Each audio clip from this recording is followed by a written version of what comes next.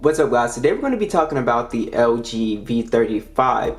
So this is still an excellent smartphone in 2021. I was using it and it has still aged really well for a phone that, came out in 2018.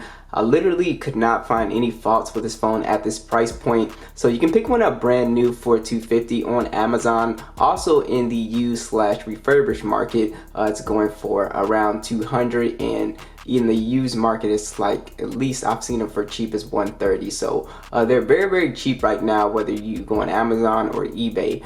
So that is one of the first perks about this phone, is that it's super cheap and it offers a really nice amount of specs at this price point for an older flagship phone.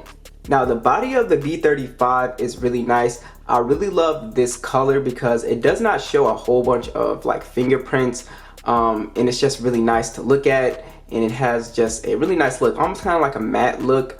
But yeah, I really love it. So you have the fingerprint scanner, which actually acts as the power button as well, which is pretty interesting. And you have your dual camera setup back here, which we will talk about. LG branding. We have our volume rockers. We also have our SIM tray on this side. Down below we have our speaker with USB Type-C, and up top you'll find your headphone jack with the 3.5mm quad DAC as well for high quality audio. So if you're somebody that has a really good pair of headphones, you can get the most out of them with this phone as well, which is a really nice feature. So this phone also has IP68 dust and water resistance as well. So if you drop it in the water or something like that, it will not get wet. So for a glass and metal phone, it still feels super solid in the hand. Still feels premium, feels better than most mid-rangers. And also it has a boxy feel, which if you have smaller hands, I guess it could kind of strain your hands, but if you're somebody with bigger hands, it's not an issue. But it does have like a kind of boxy feel as compared to like phones these days with the sort of like candy bar form factor. It has a more wider kind of thing to it. Now the display on the V35 is still really good. It's a 6-inch POLED display. There's actually no notch on this phone, so if you're somebody that hates the notch, this phone is notchless, which is really nice. It's 1440p 538 for the PPI. Overall, this is still a beautiful display. Colors are extremely vibrant, and the blacks are really deep, so you can take advantage of saving battery life with the black wallpaper.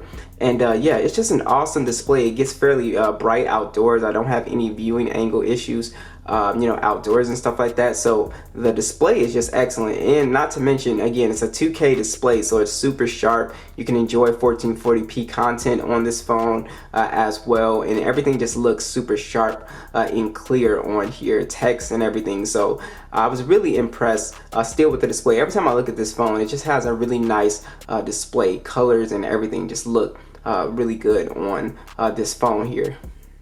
Now this phone has the Snapdragon 845, and it also has the Adreno 630 along with micro SD support, 64 gigs of internal storage and 6 gigs of RAM. So you have plenty of storage on here, and the phone is fairly smooth. This phone is capable of running Android 10, which is really nice, and I've never had any like speed issues with this phone. This phone has always been like super snappy, whether you're switching out of applications or multitasking or whatever, just launching applications, bouncing back and forth. It is a really fast phone to play with. So that is one of the things that I really appreciate with this phone. Everything is just super snappy, and it doesn't really slow down that much.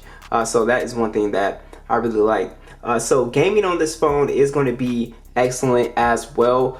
So you can play games pretty much on high settings, whether that be Call of Duty, Fortnite, PUBG. This still is a pretty good gaming phone, as you're seeing right now, and I really like this phone. And again, I like the form factor for gaming. I think it feels more comfortable than the narrower phones.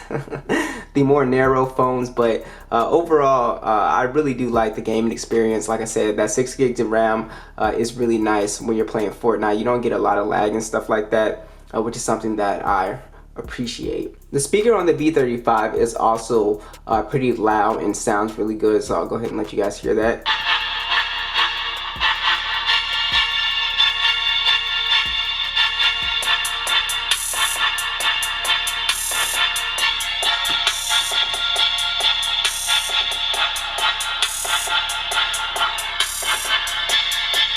So it's got really good mids and highs. The bass is pretty thumpy on here as well. I guess the only gripe here is that it is a single firing speaker, so being at the bottom, it could be easy to block, I guess, if you're gaming or whatever.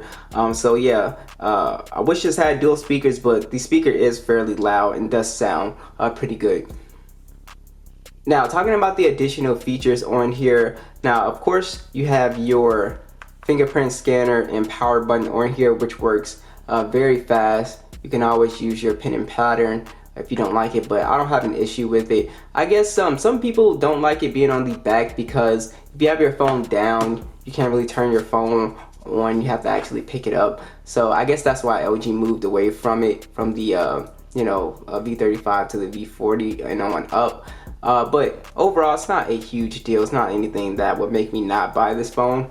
And also, just talking about some of the additional features more, we have NFC on this phone as well. So if you're somebody that relies on mobile payments, you will be able to do that on here as well. Like I said, you have the quad DAC right here, the hi-fi quad DAC. So if I plug my headphones in, I will be able to get a really good audio quality, your DTS surround sound. You also have screen sharing on here, so if you wanted to share your screen with your TV or something like that, you will be able to do that. So for additional features, everything is really there for the power user as well. This also has wireless charging too, which is really nice. Alright, so let's talk about the photos on the V35. So you have a dual camera setup on here, and it's a 16 megapixel standard, and then you have a 16 megapixel ultra wide. You also get 4K video, which I will show you after these pictures, and the selfie camera is an 8 megapixel camera. At this price point, the cameras are still excellent. You get very vibrant pictures, good detail, dynamic range is pretty solid, white balance is pretty solid as well. I like the cameras at this price point. You know, the $200 price point, it kills a lot of budget phones, especially on the detail, and I think the video is better than most budget phones too. But as you can see, depth of field, dynamic range, everything is super solid on this phone. It does give you sort of like these overblown kind of like unrealistic colors where everything is just kind of super vibrant, which you can adjust in manual mode if you want to, but I don't mind it. It sort of does like the Samsung thing, what they do with their phones, making everything like super lifelike, which is kind of the opposite of the image processing on the V40 and V50 and V60, because it also gives you, those phones give you like a more realistic kind of color, I guess, but this one does the sort of vibrant one. So again, as you can see, selfie camera is good. You know, close-up shots are very detailed, crispy. So no issues there. I'll go ahead and let you guys hear the video. But I also want to mention low light on here is okay. It's not crazy. You kind of lose detail, and it is a little fuzzy if you're in like low light conditions. So if you're somebody that takes a lot of low light photos, this might not be the phone, the best option for you. You might want to look at like the V50 or even V40. I think does a slightly better job, but yeah, let me show you guys the video. Alright guys, here is the video on the V35. Here's what the audio quality sounds like. So it looks pretty good. If you're in good lighting, definitely the video is super solid, especially at this price point. I think it does a pretty good job here. Let me know how the mic quality sounds.